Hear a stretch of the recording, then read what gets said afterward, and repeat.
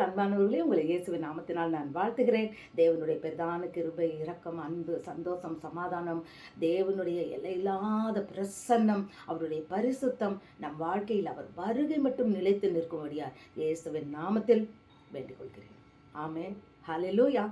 பிரியமானவர்களே, இன்றைக்கு ஒரு கொண்டாட்டத்தை குறித்து நாம் பார்க்க போகிறோம். கொண்டாட்டம்னாலே ரொம்ப சந்தோஷம் எல்லாருக்கும்ல. பிறந்த நாள் வருது அப்படின்னாலே குழந்தைங்களுக்கு ஒரு வாரம் தூக்கம் வராது. நியூ இயர் வருதுன்னு சொன்னால் உண்மையில் ஒரு மாதமாக நம்ம எல்லாருக்குமே ஒரு கொண்டாட்டம், ஒரு சந்தோஷம் இருக்கும். கிறிஸ்மஸ் வருதுன்னு சொன்னால் அது உண்மையிலேயே ரொம்ப ரொம்ப பெரிய கொண்டாட்டமாக இருக்கும். ஆனால் இதெல்லாம் நம்ம வருஷத்துக்கு ஒரு தடவை கொண்டாடுறது மாதிரி நம்ம வச்சுருக்கோம். ஆனால் ஒவ்வொரு நாளும், ஒவ்வொரு நிமிடமும், ஒவ்வொரு நொடி பொழுதும் நம்ம கொண்டாடலாம். எதை கொண்டாடலாம்? தேவனுடைய கிருபையை கொண்டாடுவோம். ஹல்லேலூயா. ஒரு பாட்டு ஒன்று இருக்குது தெரியுமா? கிருபையை கொண்டாடுகிறோம், கிருபையை கொண்டாடுகிறோம், கிருபையை கொண்டாடுகிறோம், தேவ கிருபையை கொண்டாடுகிறோம். கிருப கிருப கிருப கிருப கிருப கிருப கிருப. ஆம் பிரியமானவர்களே, நாம் கிருபையை கொண்டாட வேண்டும். பிரியமானவர்களே, கொண்டாடணும். கொண்டாடுறதுன்னா என்ன? மகிழ்ச்சி, மகிழ்ச்சி, ஹாப்பினஸ், ஆனந்தம், களிப்பு, இன்பம், சந்தோஷம், கொண்டாட்டம். இப்போ ஒரு போட்டியில் ஜெயிச்சுட்டு வந்தாங்கன்னா கொண்டாடுறாங்க. மன மகிழ்ச்சி, ஆனந்தம். அந்த கொண்டாட்டம் அப்படின்னு சொன்னா ஒருத்தரோடு சம்பந்தப்பட்டது அல்ல. அதை நம்ம நல்லா தெரிஞ்சுக்கணும். கிருபையை கொண்டாடும் போது நீங்க மட்டும் அந்த கிருபையை கொண்டாடுறது இல்லை. அந்த கிருபையை அநேகருடன் சேர்ந்து நாம் கொண்டாடுகிறோம். எப்படி? நீங்க ஒரு சாட்சி சொல்றீங்கன்னு வச்சுக்கோங்க, அதுதான் கொண்டாட்டம்.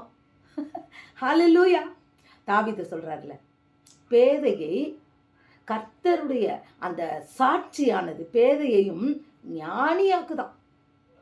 நீங்க சொல்ற சாட்சி ஒரு அவ்விசுவாசியை விசுவாசத்துக்குள் வழி நடத்துகிறது, ஒரு பேதையை ஞானியாக்குகிறது.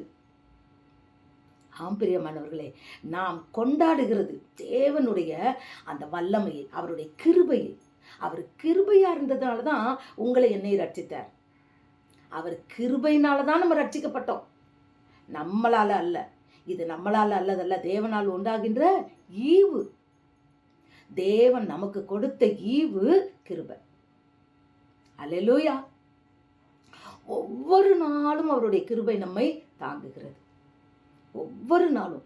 அப்போ ஒவ்வொரு நொடி பொழுதும் நாம் கொண்டாட வேண்டும், கொண்டாடணும். கொண்டாட்டத்தில் என்னென்ன இருக்கும்?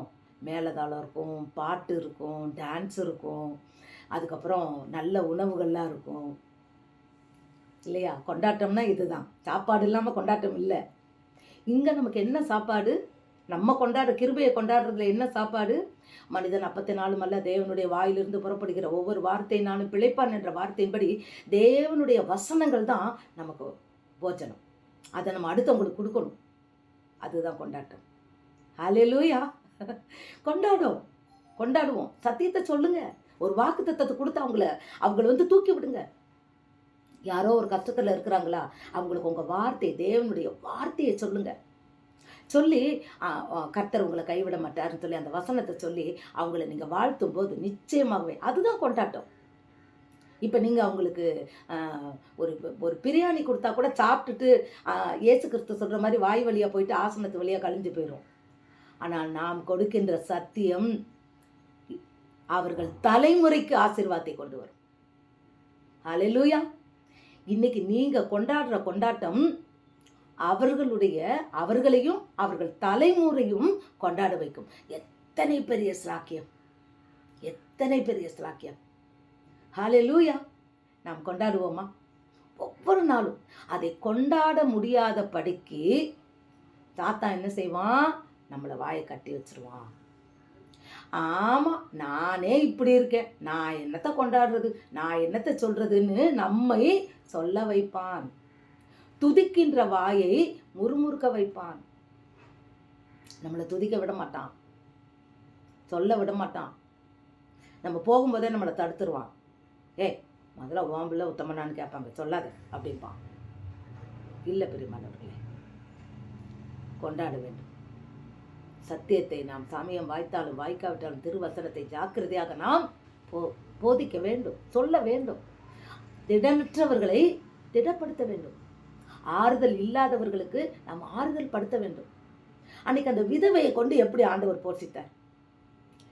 எலியாவை, எப்பா நீ பெரிய இடத்துக்கு போன்னு சொல்லலையே, ராஜாட்ட போய் நான் உன்னை போசிக்கிறேன்னு சொல்லலையப்பா, விதவை வீட்டில் தான் வச்சு போசிக்கிறாரு. அப்போ எதை கொண்டும் கர்த்தரால் செய்ய முடியும். எந்த சூழ்நிலையிலும் அந்த வசனம் ஜீவன் உள்ளதா இருக்கும். ஆண்டவர் சொன்னபடி செய்யும் போது அது நடந்தது. அவன் சொல்றான், போ முதல்ல நீ போய் எனக்கு ஒரு அப்பம் சுட்டு எடுத்துட்டு வா, அப்புறம் பார்க்கலாம். அவள் அதன்படி கீழ்ப்படியும் போது என்ன நடந்தது? அவள் பானையில் இருந்த மாவு குறையவே இல்லை. அந்த கொஞ்சோண்டு இருந்த எண்ணெய் எவ்வளவு சமையல் பண்ணாலும் குறையல. இது போல்தான் பிரியமானவர்களே, நாம் கொண்டாடும்போது நிச்சயமாக நம் வாழ்க்கையில் ஆசீர்வாதத்துக்கு பஞ்சமே இல்லை. வந்து கொண்டே இருக்கும். நம்ம வாழ்க்கையில் மாத்திரம் இல்லை, நாம் கொண்டாடுவோம்ல, சேர்ந்து கொண்டாடுவோம்ல. நம்ம ஒருத்தராக கொண்டாட முடியாதுல்ல, மற்றவர்களோடு சேர்ந்து தானே கொண்டாடுவோம். அப்போது அவர்களுக்கும் அந்த ஆசீர்வாதங்கள் கடந்து வரும். தாவீது எப்படி கொண்டாடினாரு? நடனமாடி தேவனை துதித்தார், கொண்டாடினார். ஜெயிச்சுட்டு வரும்போதே அதை கொண்டாடுறார். அப்படி மகிழ்ச்சி. தாவீதை போல நடனமாடி அப்பாவை ஸ்தோத்தரிப்பேன். எது நடந்தாலும் என்ன நடந்தாலும் அப்பாவை ஸ்தோத்தரிப்பேன். ஏசப்பா ஸ்தோத்திரம், ஏசப்பா ஸ்தோத்திரம். தாவீதை போல நடனமாடி கொண்டாடுவோமா? என்ன வாழ்க்கையில் இருந்தாலும் சரி, தேவனுக்காய் அவருடைய கிருபையை நாம் கொண்டாடும்படியாக இந்த நாளில் நம்ம அர்ப்பணிப்போமா? நிச்சயமாகவே அது நமக்கல்ல, சந்ததிக்கு, தலைமுறைக்கு அது அந்த கொண்டாட்டம் தொடரும். அதற்கு நீங்கள் காரணமாக இருப்பீர்களா? God bless you.